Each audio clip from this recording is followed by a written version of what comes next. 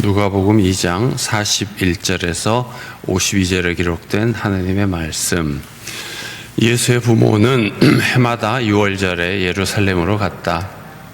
예수가 12살이 되는 해에도 그들은 절기 관습을 따라 6월절을 지키러 예루살렘에 올라갔다. 그런데 그들이 절기를 마치고 돌아올 때에 소년 예수는 예루살렘에 그대로 머물러 있었다. 그의 부모는 이것을 모르고 일행 가운데 있으려니 생각하고 하룻길을 갔다. 그 뒤에 비로소 그들의 친척들과 친지들 가운데에서 그를 찾았으나 찾지 못하여 예루살렘으로 되돌아가서 찾아다녔다. 사흘 뒤에야 그들은 성전에서 예수를 찾아냈는데 그는 선생들 가운데 앉아서 그들의 말을 듣기도 하고 그들에게 묻기도 하고 있었다. 그의 말을 듣고 있던 사람들은 모두 그의 슬기와 대답에 경탄하였다. 그 부모는 예수를 보고 놀라서 어머니가 예수에게 말하였다.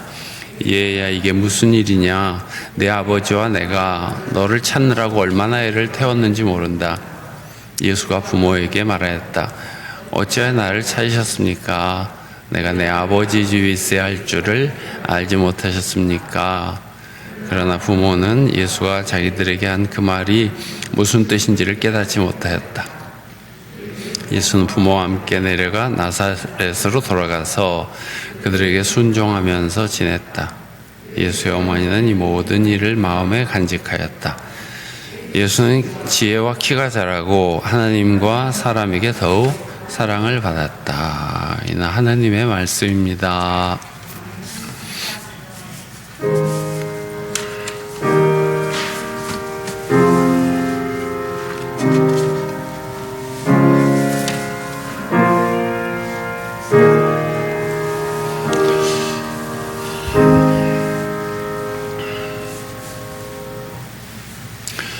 오늘도 하나님 말씀의 은혜가 우리 가운데 임하시기를 바랍니다. 날씨가 굉장히 추워져서 길도 얼었을 테니까 가시는 길도 조심하시고 추위도 잘 막아서 지내시기 바랍니다. 남쪽은 그래도 살기가 좋은데 북쪽은 굉장히 추울 것인데 다들 그래도 지혜롭게 추위를 잘 극복하겠죠. 마이크 소리를 조금 키워주실래요?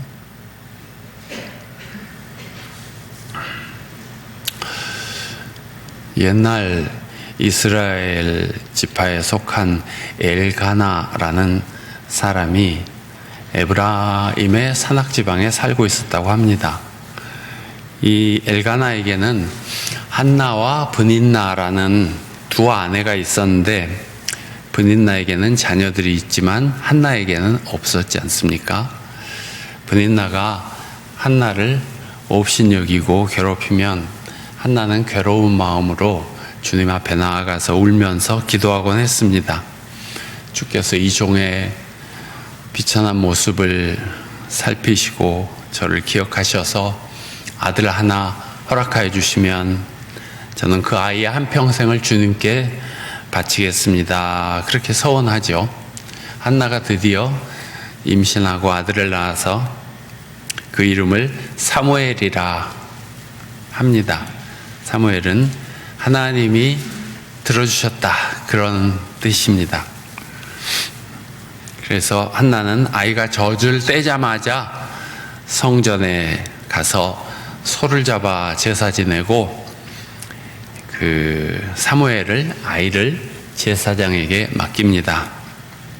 그래서 사무엘은 젖을 떼자마자 집을 떠나서 엘리라는 제사장과 함께 성전에서 자라고 살게 됩니다.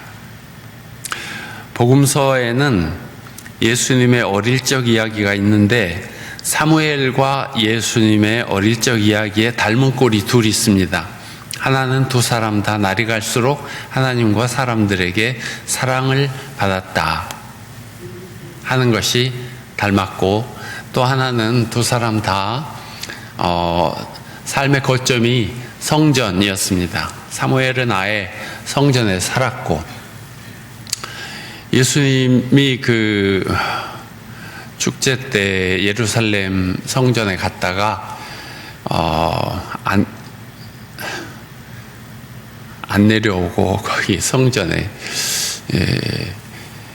있어서 가족이 아이를 찾느라고 아주 헤매고 고생했던 일이 기록되어 있습니다. 그때 소년 예수는 성전을 내 아버지의 집이라 그렇게 인식하고 그렇게 말했습니다. 가족들은 소년 예수를 어디 놀이터에서 찾을까, 저작거리에서 찾을까 하고 돌아다녔지만 예수님은 성전에서 나이가 많은 어른들과 같이 대화하고 있었습니다. 예수님은 날이 갈수록 지혜와 키가 자라고 하나님과 사람에게 더욱 사랑을 받았다 했습니다. 사람이 갓난아기였을 때는 비슷하죠. 세상의 모든 할아버지 할머니들은 자기 손자 손녀가 제일 이쁘다고 하지만 다른 사람이 보기에는 다 비슷합니다. 다 어린아이는 다 예쁘고 여리고 부드럽고 맑고 그렇죠. 세상을 어지럽게 하는 흉악범도 갓난아기였을 때는 다 부드럽고 순수하고 예뻤을 것입니다.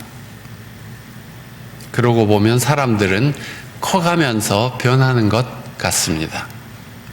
어떤 사람은 날이 갈수록 하나님과 사람들에게 더욱 사랑받는 생애를 살고, 어떤 사람들은 날이 갈수록 하나님과 사람들에게 근심스러운 생을 살기도 합니다. 이제 또 한 해가 가고 새해를 맞게 되는데 여러분은 날이 갈수록 하나님과 사람들에게 사랑받는 생을 살아가시기를 바랍니다. 다음 주일은 새해의 첫 주일이 됩니다. 어렸을 때나 젊었을 때에는 1년이라는 시간이 참 길었는데 나이가 들수록 시간이 점점 빨리 지나가 버립니다. 흔히 20대에는 시속 20km로 하다가 70대에는 시속 70km로 간다는 이야기를 하지 않습니까? 사실 시간의 매듭은 사람들이 만들어 서로 지키는 약속입니다.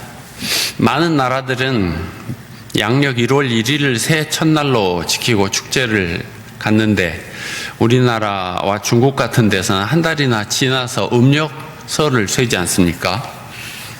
이슬람 국가들 가운데에는 더 지나서 우리의 춘분인 3월 21일에 새해 첫날로 여기고 축제를 열기도 합니다.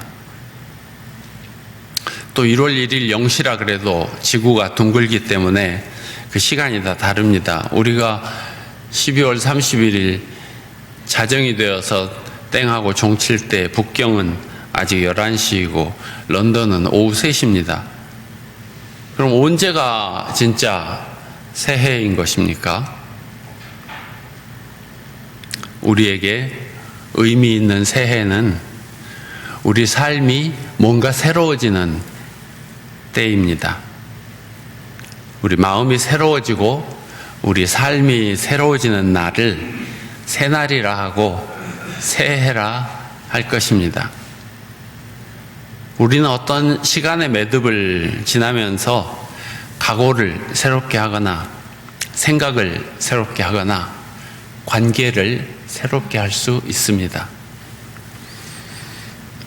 마음을 새롭게 하여 다가오는 시간을 새해로 살아보려고 하는 사람들은 그렇게 할 수 있을 것입니다.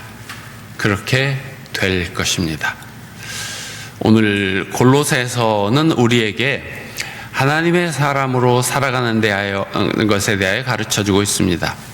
여러분은 하나님의 택하심을 입은 사랑받는 거룩한 사람답게 동정심과 친절함과 겸손함과 온유함과 오래 참음을 옷 입듯이 입으십시오. 그랬습니다. 혹 어떤 사람이 마음에 들지 않더라도 하나님을 모시고 살아가는 성도들답게 서로 친절하고 겸손하게 용납하면서 살아가라는 말씀입니다. 사회생활 하시는 분들이 가장 많이 겪는 어려움은 사람을 대하는 일이라고 합니다. 인간관계가 가장 힘들다고들 하죠. 사물이나 작업이나 이런 것은 그 성질과 원리를 파악해서 그에 걸맞는 일을 하면 되는데 사람은 예측할 수 없죠. 만만치 않습니다. 어떤 사람이 내 앞에 나타날지도 모르고 그가 어떤 수준일지 어떤 상태일지 모릅니다. 근거 없이 악담을 하는 사람도 있고 좋지 않은 평판을 퍼뜨리는 사람도 있죠. 요새는 무슨 일로 전화 상담을 할 때 이런 멘트를 듣곤 하실 것입니다. 직원은 고객님의 소중한 가족 중 한 사람일 수도 있습니다. 성희롱과 폭언은 형사처벌의 대상이 될 수 있습니다. 명확한 고객 서비스를 위하여 대화가 녹음됩니다. 고객님의 말에 상처를 받는 경우가 많은 모양입니다. 젊은이들은 다른 사람들과의 관계가 부드럽지 않은 상황이 힘들고 두렵기도 합니다. 근데 어떤 상담 전문가의 글에 남이 나를 어떻게 생각할까 걱정하지 말고 자기 자신에게 더 관심을 가지라고 충고하는 것을 보았습니다. 내가 나를 존중하지 않으면 타인을 존중하는 마음도 생기지 않아요.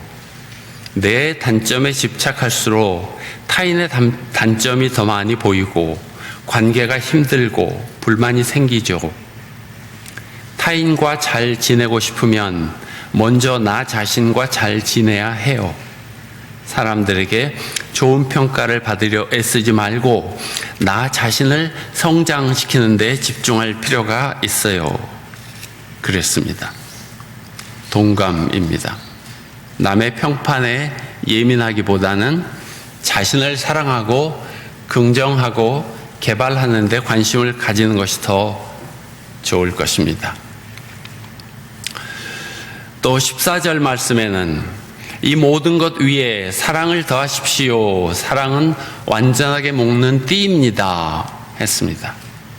친절함과 겸손함과 용서함과 오래 참음 위에 혹은 그 기반에 사랑을 더하라고 합니다. 사랑이 없으면 뭘 해도 그것은 울리는 꽹과리처럼 시끄러울 뿐입니다. 어떤 분이 옛날에 이타주의는 최고의 이기주의다라는 말을 했는데 다른 사람에 대한 배려가 자신의 자존감을 높이기도 합니다. 요즘은 택배량이 많아지고 배달 일도 많아져서 택배 기사들이 아주 힘들다는데 어떤 택배 기사가 이런 글을 썼습니다. 어떤 집은 택배를 곧 배달할 예정이라고 문자를 보내면 미리 아파트 문고리에 작은 음료수를 걸어두고 메모지에 수고하십니다 라고 써놓는 집이 있어서 마음이 참 즐거워지고 새 힘을 얻어서 일을 하곤 한다는 것입니다.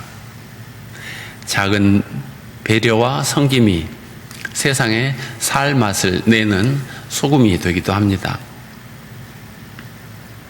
친절함과 겸손함과 온유함과 오래 참음이 그리스도인의 성품이 되면 좋겠습니다. 하나님을 가까이 모시고 살면 사람이 자연히 너그러워지고 평화롭고 거룩하게 됩니다. 하나님이 거룩하신 분이니까요. 또 하나님을 가까이 모시면 하나님과 사람들에게 더욱 사랑받는 생을 살게 됩니다. 하나님은 사랑이시니까 그렇게 되죠. 골로새서의 말씀은 계속됩니다. 그리스도의 평화가 여러분의 마음을 지배하게 하십시오. 그리스도의 말씀이 여러분 가운데 풍성히 살아있게 하십시오. 그리고 말이든 행동이든 무엇을 하든지 모든 것을 주 예수의 이름으로 하고 그분에게서 힘을 얻어서 하나님 아버지께 감사를 드리십시오. 중요한 말씀들이니까 여러분 기억하시고 마음에 새기시고 이 말씀을 양식 삼아서 살아가시면 좋겠습니다. 여러분의 새해에 그리스도의 평화가 있기를 바랍니다. 그리스도의 말씀이 있기를 바랍니다. 예수님과 사무엘처럼 날이 갈수록 하나님과 사람에게 더욱 사랑을 받는 생이 되시기를 바랍니다. 사랑을 받는 생은 행복한 생입니다. 사랑받기 위해서는 남의 평판에 신경을 쓰기보다는 자기 자신에게 충실하는 것이 더 좋을 것입니다. 나무에서 좋은 열매를 맺기 위하여 가지를 쳐다보고 있는 것보다 뿌리에 물을 주는 것이 나은 것처럼 말입니다. 2021년이니 2022년이니 하는 숫자는 그리스도로 말미암아 붙여진 것입니다. 그리스도의 오심으로 인하여 세상에 신기원이 시작되었습니다. 서기, 주후, AD 이런 말이 생겼습니다. 새로운 시대가 열린 것이죠. 우리에게도 그렇지 않습니까? 그리스도께서 우리 안에 오심으로 우리는 새로운 생을 살게 되죠. 새해가 됩니다. 교우 여러분은 이 세상을 본받지 말고 마음을 새롭게 하여 복된 생애를 살아가시기 바랍니다. 우리의 생애란 다름이 아니라 우리에게 주어진 시간입니다. 오늘의 말씀을 새기며 기도합시다.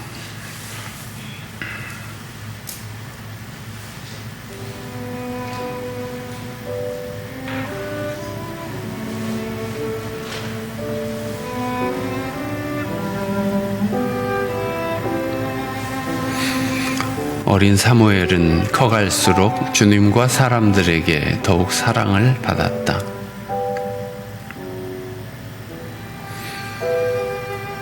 예수는 지혜와 키가 자라고 하나님과 사람에게 더욱 사랑을 받았다.